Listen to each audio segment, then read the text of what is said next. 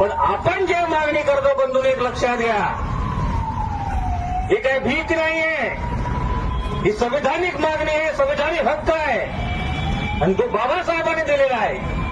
याच संविधान चौकामध्ये बैठक झाली होती आणि लोकांचं अभिमत घेतलं होतं त्यांनी। हे विसरून तुम्ही चालणार नाही बंधू, लक्षात घ्या।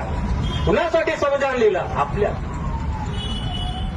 आपल्या लोकांच्या संविधानाला वाचलं सुद्धा नाही आणि म्हणून हे 70 वर्ष लागले बंधू, लक्षात घ्या। आणि आता ही शेवटची संविधानिक हक्काची आपली बंधूंना लढाई आहे आणि त्या दृष्टीने आपल्याला घरून तुम्हाला निघावं लागेल, बाहेर यावं लागेल। आज इथे 50 दिसतात, उद्या इथे तुम्हाला लाखोंना समाज दिसला पाहिजे, तेव्हा हे शासन तुमची दखल घेईल, हे लक्षात घ्या। हे 100 लोकांची कोण दखल घेत नाही। आज त्या लोकांनी रस्ते जाम केले, तुम्हाला उद्या रस्ते जाम करावं लागणार आहे। आम्ही तर जाऊच त्याच्याशी लढाई करायला। म्हणून तुम्ही प्रत्येकाने आवाहन करा, आपल्या नातेवाईकांना बोल, काय का झोपलाय म्हणून घरी तू?